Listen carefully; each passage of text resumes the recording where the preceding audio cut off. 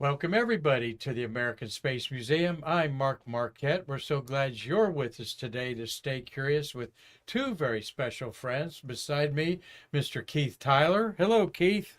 How do you do, Mark? And your daughter, Diane. Great to meet you here. Karen, I'm seeing Karen.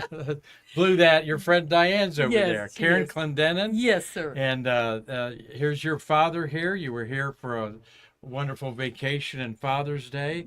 And Keith, we've known you at our museum for many years. Thank you so much for being on Stay Curious. Thank you. And we're going to talk about your history, your legacy, if you will, as an Apollo gyro engineer for the IBM company. And they were involved with the smallest section of the Saturn V rocket, the instrument unit that you see behind us here on our green screen here. And what did the great Werner von Braun say about the instrument unit, Keith? It was, as the IU goes, so goes Saturn. That was the motto. Wow. And you're going to learn out why it was the brains of the whole Saturn V rocket, 55 feet tall, and yet this 3-foot section there, you know, is like we said, the brains. And Keith, you're going to talk about that with your IBM career there. We want to say hello to everybody as we're welcoming you to another week of Stay Curious with my co-producer, Marty Winkle. This is our 1071st episode. So we're so proud to finally get you on here, Keith. Proud to be here. Good, good. He's been a great friend of our museum. You've supported our Shuttle Fest. And would you like to tell everybody how young you are this year? Unfortunately, I'm 90 years old. I'm holding up very well. Yes, you are holding up very well there. And many of us baby boomers like your daughter, Diane, Karen, I keep saying Diane, Karen, have older parents out there. My mom's 91. And boy, is she still independent as you can want to be. Still driving and So is Dad. And still putting her oldest son in place when she needs to. So, yeah, you know, that's the special thing about our museum is we have these people involved with the Apollo era. We're losing them just like the World War II veterans every day. And so we're pleased that you're here to talk about what a man's greatest adventure, going to the moon. And so with that, let me kick off a couple things here. We want to remind everybody that our nonprofit, as we're reminding there with Winston Scott out there, Karen C. Winston Scott up there, he's telling everybody, here's how you can give money to the American Space Museum, your favorite nonprofit. And on the YouTube channel is a little $ with a thanks icon there. And you can donate money that way to us, and they have that all figured out. Or go to our homepage, American Space Museum, and there's ways to donate to us there. And we are, like all nonprofits in America right now, suffering a great deal as our expenses, like your expenses at your home, have gone up over 25% since the beginning of the year, some of these things. And so tax-deductible nonprofit donations are welcome anywhere that we can get them. And you have been answering. Great friend Steve Jokums, you answered out there. The UCAC brothers. In fact, here's what we're all about. Is I wanted to put this picture of me with Tom on the left and Mark UCAC on the right of me. Marty, that's when we met them face to face 3 years ago, almost in July, at the Udvar Hazy facility out there in Washington, D.C. Yes. Have you been there at Udvar Hazy? Yes, absolutely. It's beautiful. Isn't it, though? Discoveries in there, so gorgeous. And what sticks out in your mind about Udvar Hazy? The fact that it was donated by a foreign guy, Udvar Hazy, the whole plot of land for the museum. It was a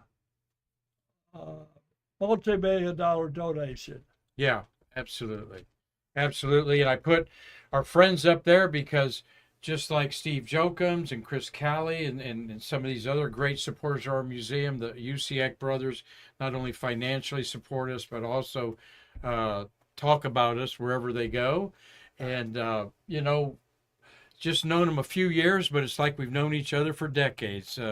Karan, you've had friends like that maybe that you meet, and this is what our museum's all about, is tying this small group of space lovers. And believe you me, it's not as big as we'd like it to think it is out there. There's a lot more people interested in bass fishing than the Apollo program, I think, out there. But that's the way things go. But we're going to talk to Keith here. There you are, the third one up the top up there. And what's this? Where was this picture taken? That was back in 72, 73, about. Yeah. Mm-hmm. This is the gentleman in the front was the gyro. I mean the computer expert. He was in the United States Marines, and he learned his navigation and stuff on the F-4 Phantom. So he's a good guy. Mm-hmm. Yeah, sideburns in the 70s. That was kind of a thing back then. We want to mention that we have here in our Stay Curious Studios in downtown Titusville, Mr. John Weaver's here that you worked with, and it was, hi John over there, and we've got Karen's friend Diane McCarty here. Thank you for showing up here, Diane. And it's you and John Weaver haven't seen each other in... Since 73. Wow. And it was just great seeing both of you. Oh, absolutely. Yesterday. Yeah. Yeah, we talked all together because John had to supervise all the hardware. If we touched or adjusted something, he had to verify that. Okay. Well, John's a good friend of our museum. He did a Stay Curious program a few years back. We'd welcome him to do that again. And a good friend of Marty's, right, Marty? Yep. So, John, thank you for all your support of our museum. And he's a big fan of Stay Curious. I remember he told me over dinner a couple months ago that we got a tiger by the tail here. Oh, exactly. And I say, after 1,000 shows, when are we going to be an overnight sensation type of thing? But no, we love what we do. And you're going to hear him tell some stories. Tom Celentano, I know you're looking forward to these stories. Lynn Bartlett is watching. James Carolin's watching. Mike Rinaldo. And John Darlington. Thank you, John. John's also a big fan of our museum and has donated some things that we have on display here. So, but let's get a little bit more about you, sir. And first, as we look at this picture, let me go back this way, Marty. And Mr. Keith Tyler, tell us a little bit about where you grew up and how you got into the space business in the 60s. A little kid from Kentucky, barefoot, moved to the big city of Dayton, Ohio, and Army 2 years, and did electronics at University of Dayton. It took 4 years to get a 2-year degree, but I paid attention, and it was in strictly digital, which was the way to go back in 61. I had 5 years experience working on a small there we go. Go ahead and keep talking there. for Show that. National Cash Register Company. It was a very simple unit, but it was before COBOL and Fortran. Okay. It was machine language, ones and zeros. But it was easier to learn because you didn't have to learn COBOL or Fortran. Our instructors were technicians also, but they were smart enough to teach the school to get us up and running. Mm-hmm. Well, this was thousands of dollars of machinery, and probably couldn't even touch. Can't even touch my cell phone, I'm sure, for the power whole today. System sold for $78,000, Wow. and it was a very, very slow. $78,000 in 1960s money. Oh yeah, That's like $600,000 it was. today. Oh yeah, Or 700,000. Yeah. it was at the clock speed was 98 kc. It's 98. kilocycles, and that ain't fast at all. But it was a great one to learn on, and we could trace a command all the way through the system, and into the memory, out of the memory, down to the printer, and the printer. We could feed back and make sure that it printed what we told it to print. So you can't beat that from big end to end. Well, I'm going to show a couple. You brought this nice brochure here, some of your work here, and I want you to comment on it as I can try to show it without disrupting our thing here. Whoops. All right. I wanted to show the Fortran and the punch cards thing that when I was in college in 1972 at the University of Arizona, here's what some of you might remember. They're punch cards, and they were ones and zeros, right? No, sorry, no, it was a decimal. Okay. 1 through 9. All right. Just 1 through 9. So it could print. Every good boy does, Every good boy does a good deed, or yeah. the quick brown fox Yeah. jumped over the That's right. the lake. A sleeping dog. Yeah. So this is the kind of technology that was cutting edge that took us to the moon. Yeah. There's a tape reader there. Uh-huh. All right. So I think it's so cool to see these things. And as today, talking to you today, you're a big fan of the internet today. Yeah, Absolutely. And speak about that. For relaxation, for knowledge, you could look up what was Apollo 12 was the mission. What did Apollo 17 accomplish? And anything that's technical like that, you could get a video of. It's truly amazing. It's like a dictionary that's 40 miles high. Mm-hmm. And it's a great, it's an adventure where you don't even need to read a book if you don't want to.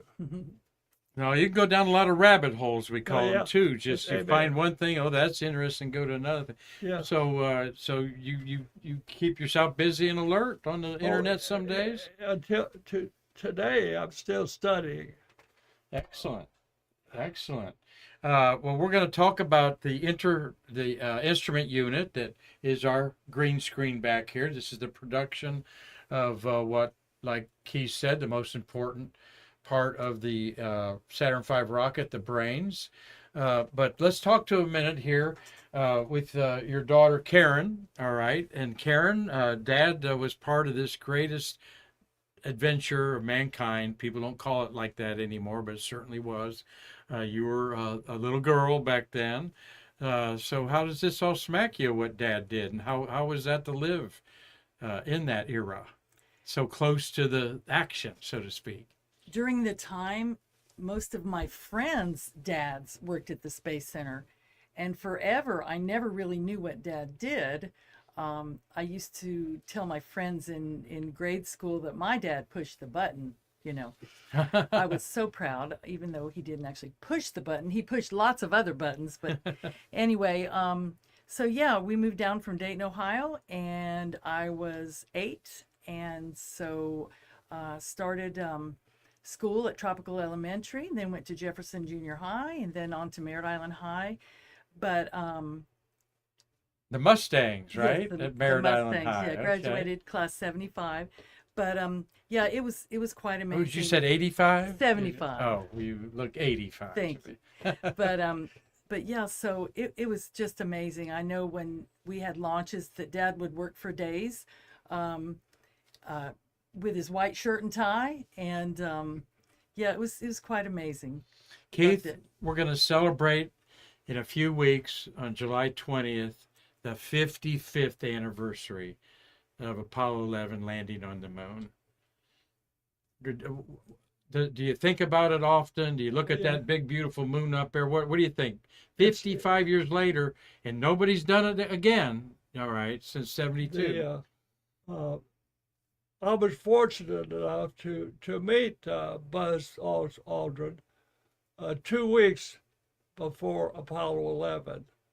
He was out getting some fresh air, but they were had to let off steam and relax and do the best they can. And but an amazing individual, as you well know. Uh-huh.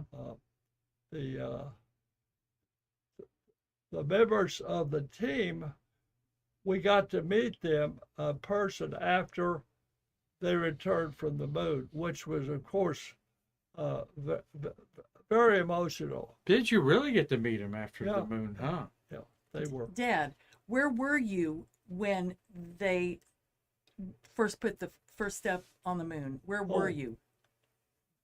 We were just watching black and white TV. All the neighbors were around Okay. the black and white TV was the most accurate. Hmm. But there were 15 people watching it on a little screen like Yeah. that. Yeah, that was a Sunday night, about 4:30 in the afternoon Eastern Standard Time, July 20th when they landed, and about 11:30 that night they walked out. And I'll never forget, as a 15-year-old young man, just eat up with the whole thing. Oh, But let me show you a couple pictures here that I wanted to.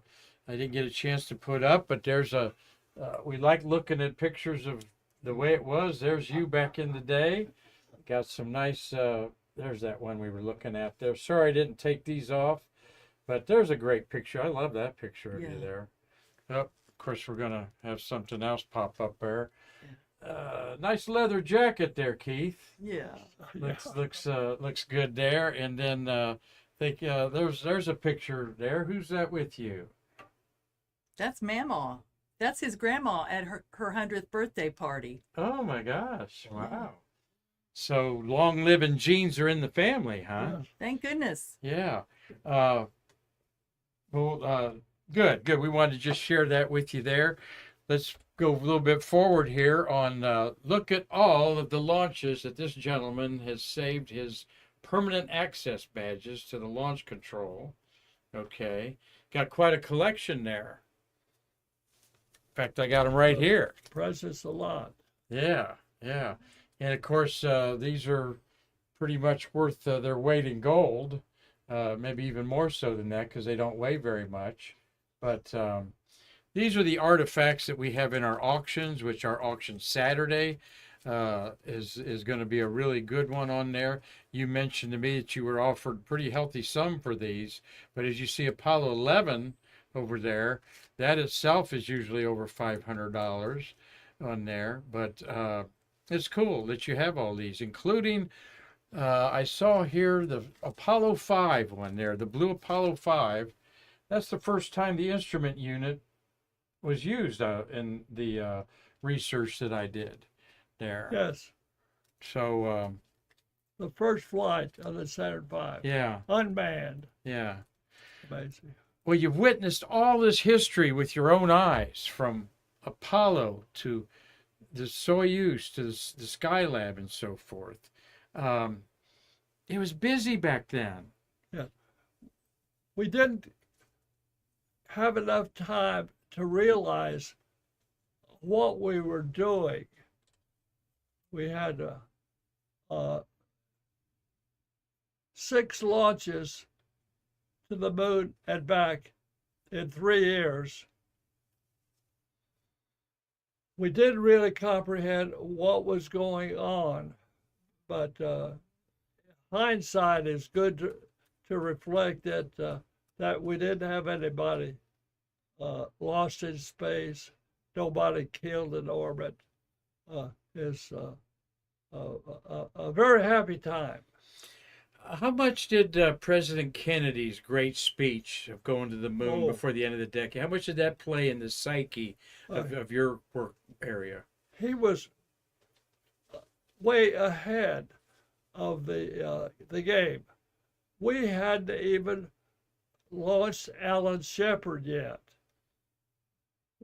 He says, we're going to the moon. Such a vision was unbelievable. But he made it happen.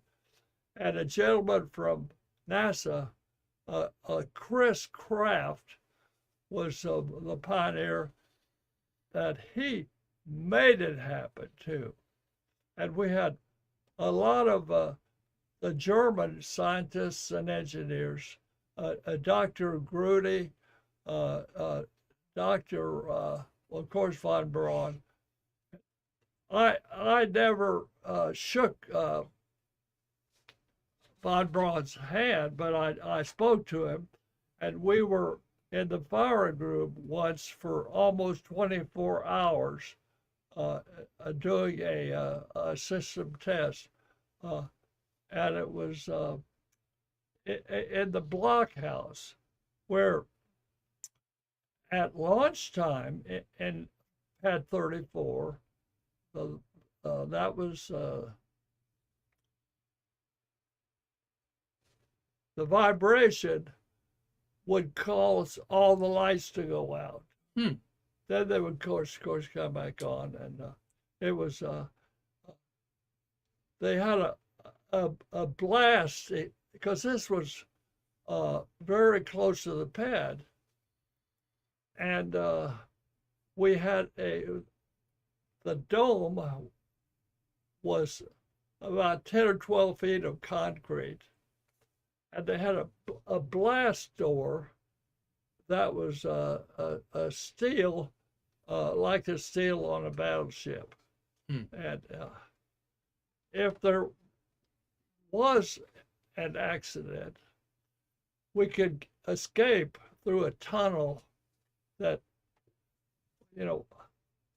a couple hundred yards away from the blast. But it's it was fun being there. What do you remember about being on Cape Canaveral and Kennedy Space Center?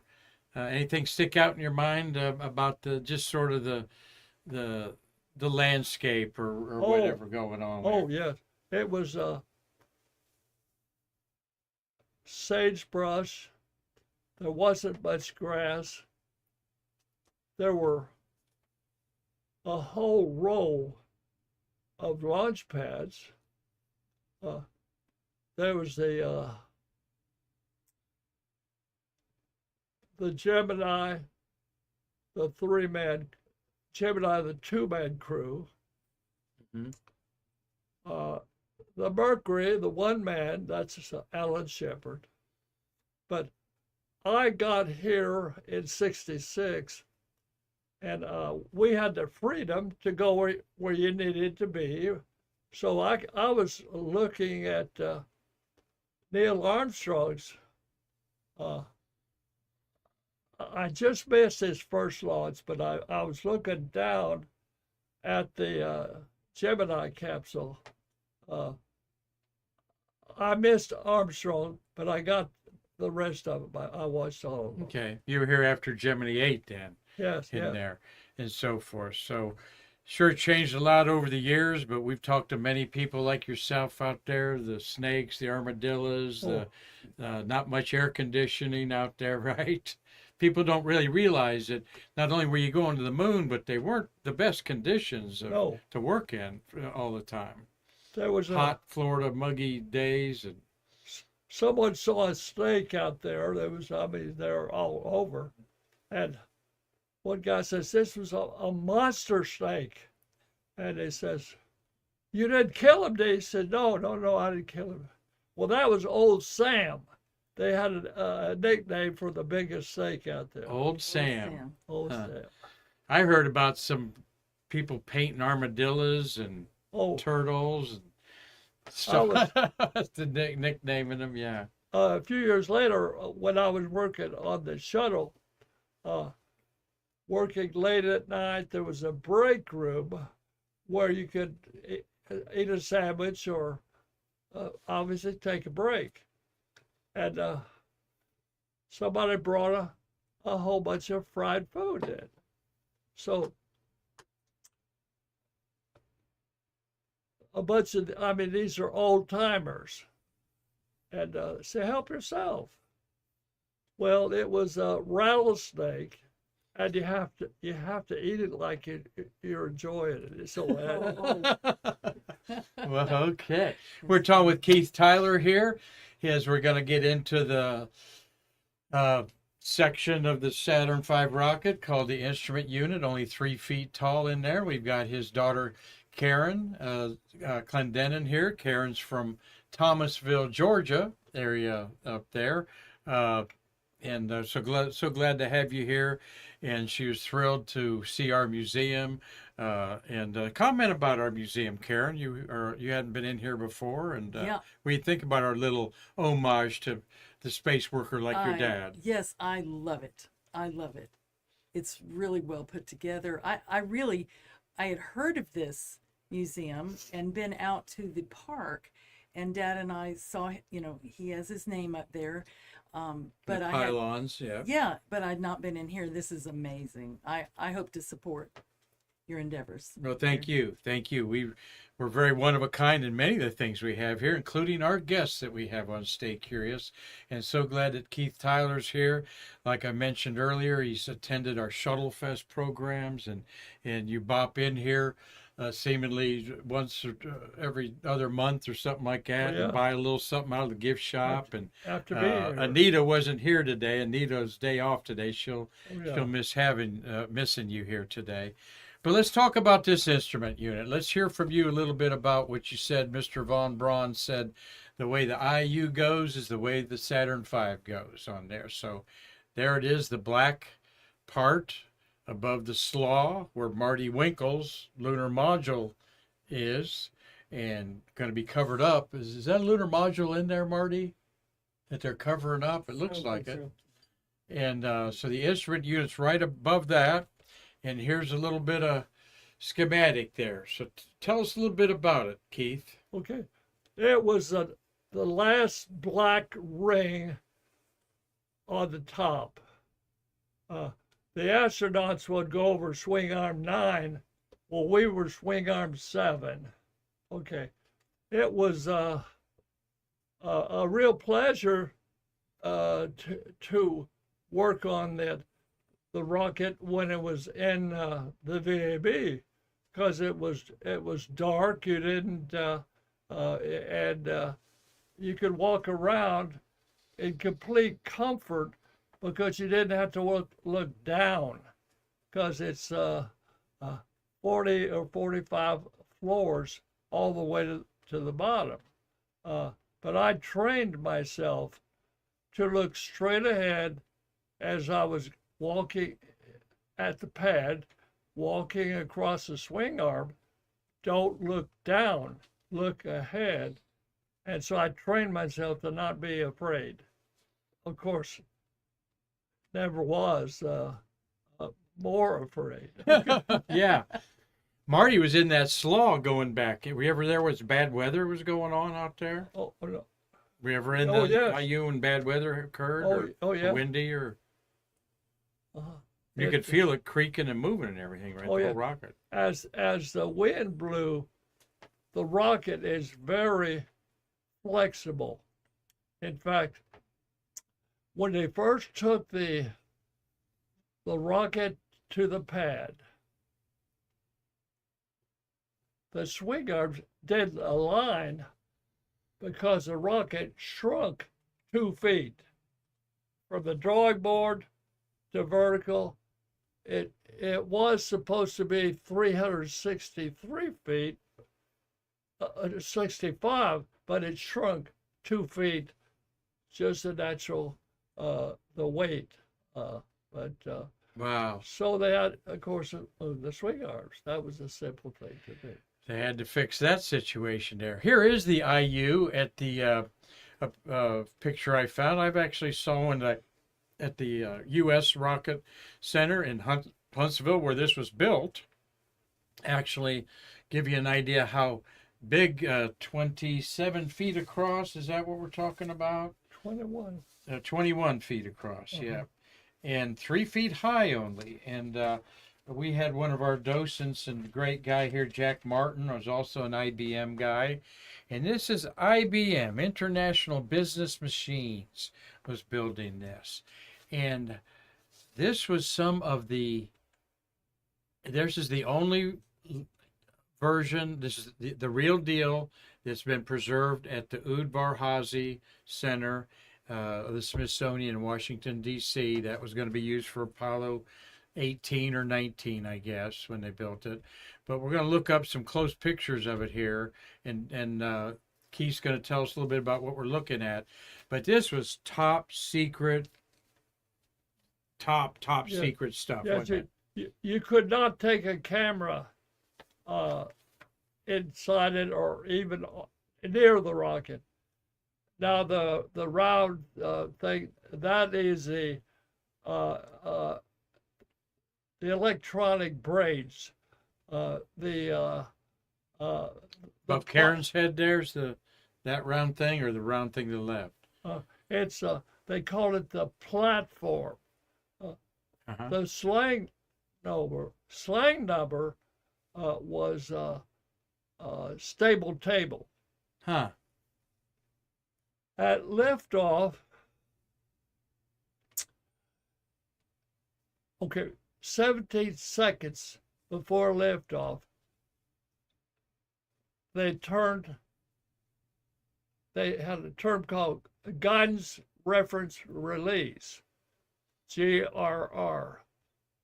That let the platform float, and for 17 seconds, and it measured the Earth rotation for the 17 seconds so that we got the right launch azimuth. And azimuth is the direction, like it is in the Navy or anywhere else. So it would measure the 17 seconds. Then the engine started at T-9. The first of the 5 engines would light, then the outer 2, and then the next of the 5. So they would wait until they all got up to 100% thrust. And anyway, then as they were holding it down. Yes. So when it lifted off, it was all engines running. And at the time that it cleared the tower, it was going 90 miles an hour. That's pretty good and it was heavy enough that it could have lifted a freight train vertical, which is quite something else. And to do, They you were remember so watching the first launch, and where were you? I think the all ups was 5, right? The I was watching everything before that, but Apollo 8 was the one where they went to the moon Christmas Eve. Mm-hmm. That was so impressive. But we were, see, the engines had been tested and test fired in Huntsville, in Stennis, yeah. Bashu, Mississippi. Each engine had been fired before they put it on the rocket. Now, So they had a lot of confidence that it was going to work when it was necessary. See if you'd like a drink of water there to reset yeah. yourself a little bit Let there. me do this. While I mentioned that the intern, a little bit of book knowledge here, the IU instrument unit measured 200 measurements and transmitted them to the ground in order to assist in the checkout of the launch vehicle prior to launch, determine the vehicle's condition, and verify received commands during flight, and of course facilitate the post-analysis of the mission as it sent all this data back on there. And there was over almost 20 launches of a Saturn I or 1B or Saturn V that had an instrument unit on it. So these things were being manufactured in mass production like the whole Apollo system was on there. And once again, I know Jack Martin always said, as we look at another piece of this, that boy, this was a very top secret stuff you're looking at here, you know, because IBM didn't want other computer companies to know how they were doing things, so forth, right? Can you speak to that, Keith? Yes, we had a true space race. The Russians were ahead of us. They put up the first satellite. They put up a man in orbit, Yuri Gagarin, and we hadn't even launched Alan Shepard yet. And first off, this is a little funny, but Alan Shepard flew. They didn't even have a porthole. He looked through a periscope to see what was going on. But prior to him going up, we launched monkeys into space. Yeah. And then we captured them in the parachute coming down, and they were very successful. The first one, I think they called HAM, H-A-M, and a little humor. They realized that they don't have a picture of this monkey. So they says, okay, well, let's go get him, and we'll take a picture of the capsule. Well, they brought the monkey out, and he had already been in orbit. When the monkey saw the capsule, he climbed to the top of the hangar. It took about 3 days to get him down because he didn't want no part of that. No. That's great. Yes, Ham, the famous chimpanzee there, whatever kind of monkey he was there. Yeah, that's he'd already had enough of that. So we're enjoying this. You're going to tell us a little bit about what your job as a gyro engineer. First, tell everybody what a gyro is. It's a gyro is like a little spinning top that you could pull a string and this thing would spin. Well, you've all may have seen one, but I was fortunate enough to work on the rate gyros. Now they had other gyros in the I think it's called an IMU. Okay, in the big thing, the big navigation system. Okay. Well, let me finish up the big ball. When it would lift off, it would maintain, they call it, like I said, the stable table. As it went around the Earth, it would stay the same. Because if it moved a little off, they would move it back. But they would count these pulses so they knew where it was in space at all times with reference to T0. So the big picture, all of this gathering data to the moon all the way. Then the rocket was done once it was on the way to the moon. We had done our part. All the rockets fell apart, fell away, and all went on. What was not part of the rocket was done. That was it. Right. And the command module and service module with the lunar module headed on there. So forth. Did you have anything to do with the cue ball on top of the Saturn V rocket, the famous? The cue ball was a simple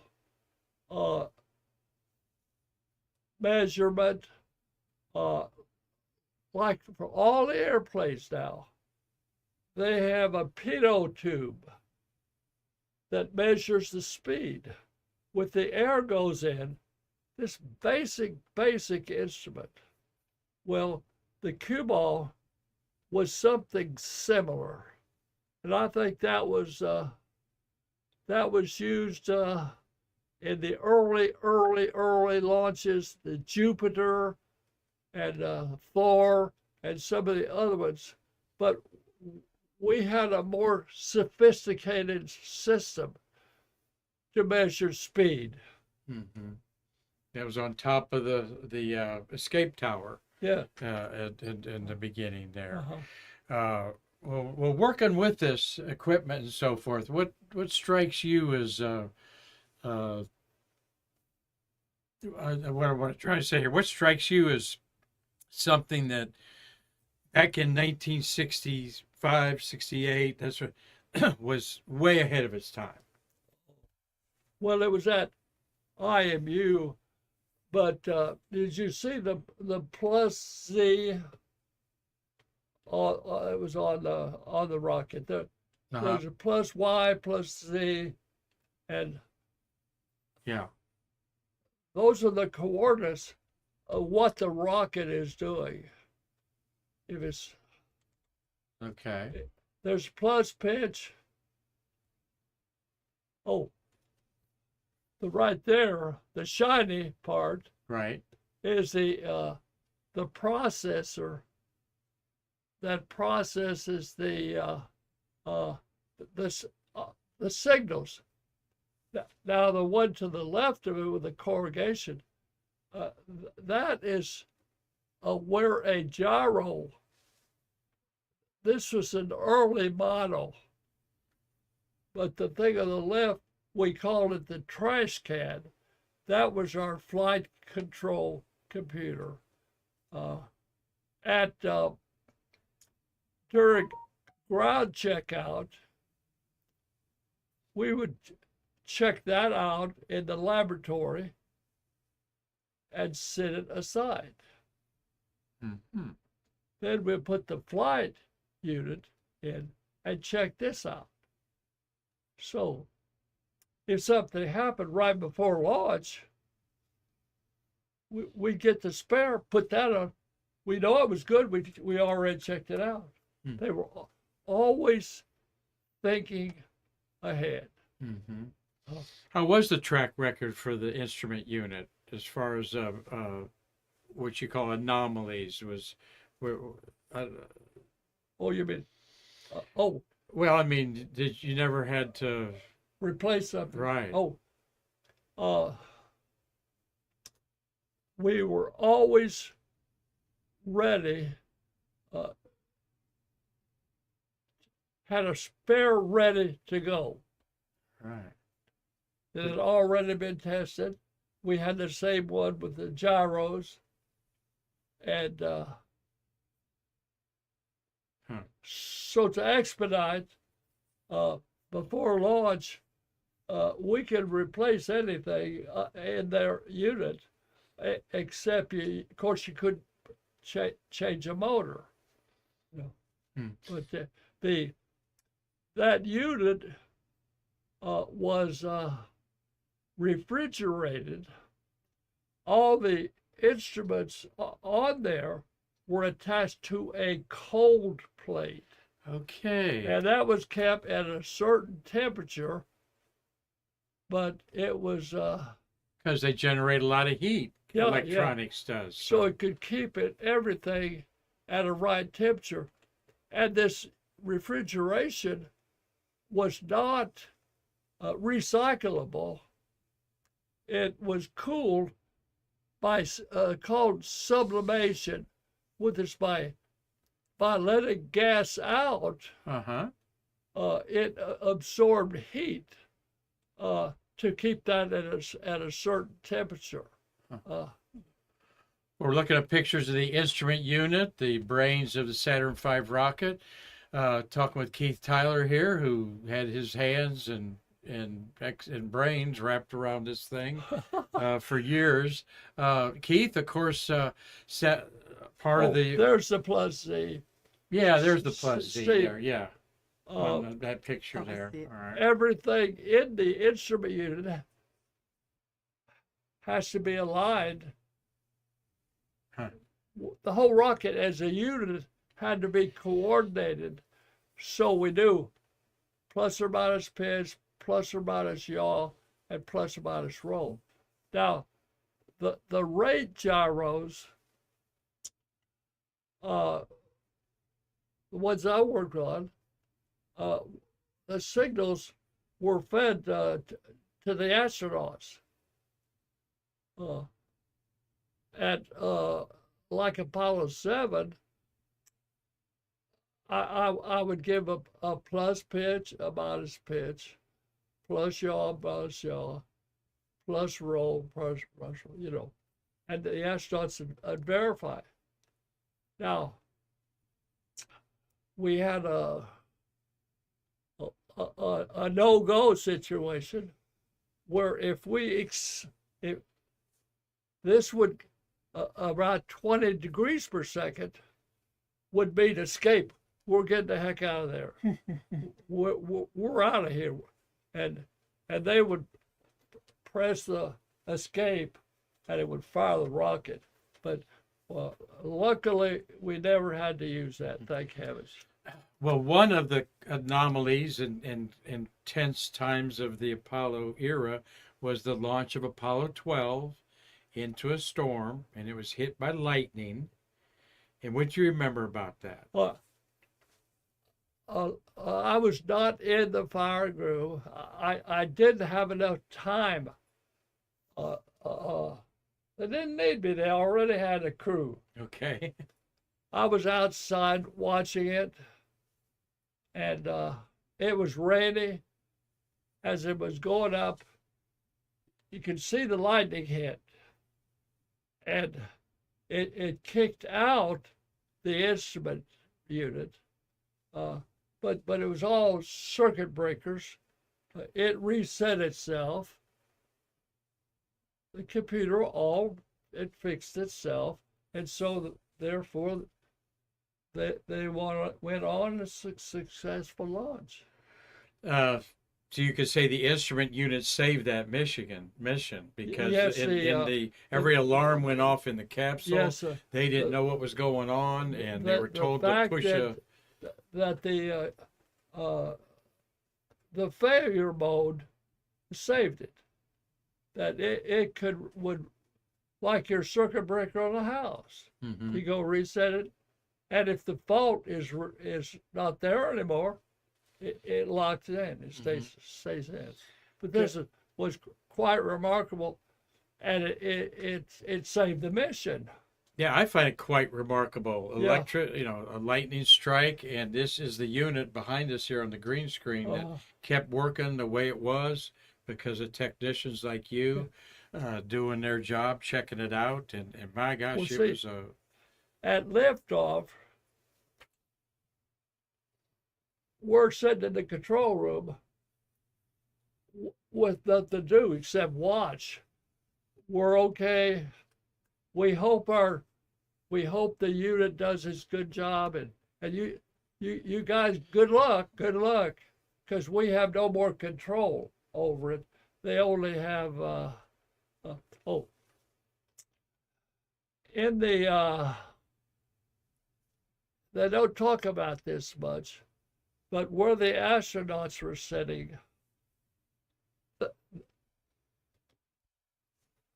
they had a handle like on an airplane, a joystick, where if a light came on, it would say we're in an abort mode, but we have a spacecraft. We can fly this rocket like this. They could really fly the rocket in the cabin with a capsule with a joystick. Yeah, but this was never tested. I don't know whether it was hooked up or not, but I do know that they had an abort capability. That was definitely because we tested that plus or minus pitch, plus or minus yaw, and all this. But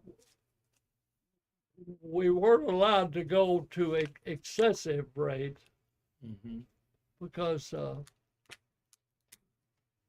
that wasn't in any of our test procedures. Well, half a century later, how do you think all of this has been translated into today's rockets? They have, thank you, they have made tremendous progress. The fact that they can set a rocket back down on a floating platform wherever they want to, that is remarkable. The only problem is they use a lot of fuel to send it back down. So much fuel to get to the top, so much fuel to go back down. Now that is extremely, unbelievably good. But this is mostly private companies now. NASA is more of a supervisory capacity. But NASA had almost an unbelievable supply of money, which at the turn, the whole moon program only cost about $20 billion, which is just peanuts today. Yeah. But we had the president that was all in favor. We had the opportunity to test. One of the smartest men was back in, after the first couple launches, he says, we're never going to get to the moon in this decade. We got to start doing it faster. So this gentleman, he was a German scientist named Mueller, Mueller. He says, we've got to test this stuff faster. So they developed an all systems up. So we're not going to mess around with any more testing. We're going to go for the full mission and then see if it works. And he was very right, very, very correct. So we're going to launch with a whole ball of wax, and then we'll find out. And he was very successful with that. The whole Saturn V rocket program never had a catastrophic failure. Oh. They had some system breakdown failures. But isn't that amazing for this Yeah, huge yeah. rocket to Right. have such a great track record? You had Oh. you had a part of that, Mr. Yeah. Tyler. I'm so fortunate that I've been around for some of the early parts, and even working on the shuttle was quite an experience. What'd you do at the shuttle? I came over from with Lockheed on the. I had worked on the nuclear submarine program, Mm-hmm. but I don't want to go into that. But I was I learned how the signals, like your telephone, how a multiplexer worked. I knew that. I was armed with that knowledge, and I had a lot of confidence, and I had to prove that I knew what I was doing. That was it. Yeah. So I went on the shuttle, and anyway, I stayed for 24 launches, and that was it. But it went on very successfully. Well, we've enjoyed this conversation with you, sir. You look back on this illustrious career of yours. Of course, your daughter Karan and I, baby boomers that grew up with this, yeah. and one thing that I don't know, I think is lacking is pride in your craft. My gosh! But you were from a generation, and the Apollo workers certainly were proud of what they did. Oh, exactly. In that. Yeah. And that was part of your motivation to do it right. Oh, exactly. We had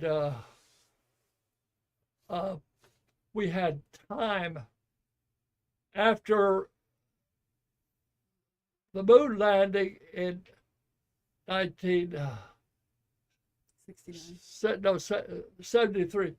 At the last moon landing, December 72. we had time to plan, time to think, time to play what if this I want to see.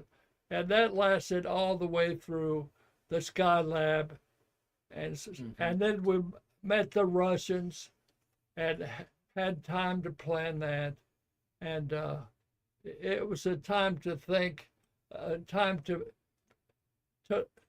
we had classes, learning stuff, that computers and things like that. Just to build your intelligence. Don't waste your time. Okay. Marty, I'm not going to show any more slides there as we're ending our conversation here with Mr. Keith Tyler here, great friend of our museum, with his daughter Karan Clendenin from Georgia. Was there something you'd like to ask Dad, or know something that you want to coax out of Dad that for our great viewership here? Gosh, we've talked so much here lately, and he doesn't even know it, but I've been recording our conversations so I can make sure that I remember everything, because as a little girl and young teenager, I just cared more about football games and fun, and never really paid much attention, or listened very well. But I'm just so proud of my dad.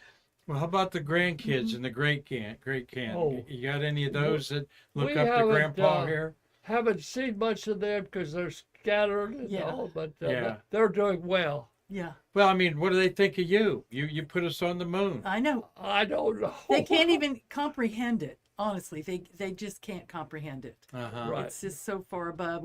No, that Well, they'll be watching this and comprehending what a they great knew man I was your down, grandpa was here. there. Yes. That's about it. Yeah. Yeah, we're hoping to get them down and go out to the Space Center and have If it's that a tour. opportunity for Karen to be here, Yeah. thank you very much, Mark. Well, of course. Well, it's great meeting family members. That's Oh. what our museum's all about. Is the space worker. I've completely embraced this. The Apollo era. You are one of the last people Oh yeah. of this whole era. Oh yeah. And though Marty's a little bit younger than you, a lot younger than you, Marty's another one that we don't. There's 4 human beings left that walked on the moon are still alive to even talk about it. Wow. And what we're down to after we lost Bill Anders, I think, Marty, there's 8 of the 24 left that have orbited the moon. And that's why we want to talk to you, because not only do we respect what we did, what you did for our nation, but we also love you as an individual that sacrificed your family and time to do One this. thing we have to do is slow down. Slow down. Yeah. The government needs to put more money, and they will, but you can't do this thing. It's almost a non-profit organization to do the man thing. Mm-hmm. So we've got to slow down. Well, I'm always impressed. You're a very sharp man for a man at any age. And what do you think about Artemis and going to the moon? Oh, it's quite an achievement, but they're doing it very slowly. They're going with the rocket around the moon and back. They're being very careful. They must be very careful, because we certainly human life is going to guide where we go. Very interesting. You know, it is, and you pointed it out earlier, it is amazing that no one has, Russian, China, American, has been lost in space, so to speak. Right. The tragedies have happened during reentry or on the Earth, but someday it's going to happen where somebody dies in space. I mean, that's inevitable, like pushing across the Mississippi River to the west back in the last 2 centuries. But with engineers like you and people that say, wait, we got to take these steps. Well, I have been watching a lot of space stuff, and yours especially, and you're to be congratulated, your whole team to be congratulated on what you do. But thank you. And you're presenting it as truly amazing. Well, we appreciate You're a that. very intelligent man, as your crew is also. Well, thank you. That's where Marty rubs off on me. He's the Okay. intelligent one of the crew here. So, Marty, you have any questions for Keith as we say everybody to end our little program here? Nope, can't think of anything. Okay. Well, I know that you agree that Keith Tyler is one of our favorites here, and you're just really you're welcome to come on anytime to talk about more stories with us here. And we're so happy that your daughter Karen's here. Well, I am too. This is a wonderful presentation, and the Space Museum is awesome. Well, we appreciate that. We appreciate that. And with that, we're going to say we appreciate everybody watching today's Stay Curious program here. We've had some special guests in here. Diane McCarty, friend of Karen's, and John Weaver's been in here watching. You know, we were talking at the pre-production gathering here a little bit here before we went live. You know, you mentioned the name Ike Ridgel. And Ike was such a force behind our museum for years, and such a great guy. And you knew Ike personally. Yes. In fact, after Apollo quit, they had each company, they were photographed, and your picture was numbered. And my picture was in there between Ike Ridgel and another bit. I mean, somebody that's really big. Yeah. And my name wasn't mentioned. Well, the lady that runs this place, she got it. My picture on there, number 22. Okay. So. Karen Conklin helped you get that on there? Yes. That she's saying, Karen? Yeah, she did it. Good, Great. good. Yeah, Yeah, well, so. Karen's great, and she's a little under the weather right now and undergoing some medical things. So we wish her well and thinking of her and her family as well. Keith, is there something I didn't ask you that you would like to share with our viewership there? Oh, did I want to go fly? I'm scared of heights, but I like it kind of here on the ground. But I love to fly in airplanes as long as somebody else is driving. There you go. I want to enjoy it. Well, But, thank you, sir, for a great this has been a conversation great today. event. Thank you. Our Thank you. pleasure Nice to too. meet you. Thank you so much, Thank and you we so will much. see you on your other visits. Yeah. And we'll see you when you need to come in and get some dehydrated ice cream bar or something. Oh, yeah, here that we sell we'll do here. it. Thank Do you it so there. much. You're welcome. Everybody out there, thank you for watching this edition of Stay Curious. Look up there, Keith, as we say goodbye to everybody Oh, yes. up there. Appreciate everybody supporting our Yeah, museum. thank you all. And this is why we do it. This is a national treasure that we've talked to today, Mr. Keith Tyler, and we're so appreciative of you as well as all of the hundreds of thousands of space workers, just Apollo and those today that are always pushing the envelope for humanity, for Earthlings to become creatures of space.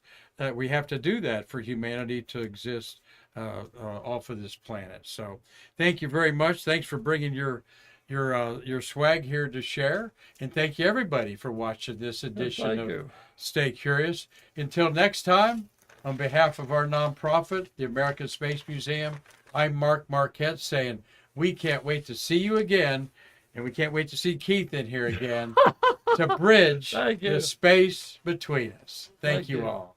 Thank you.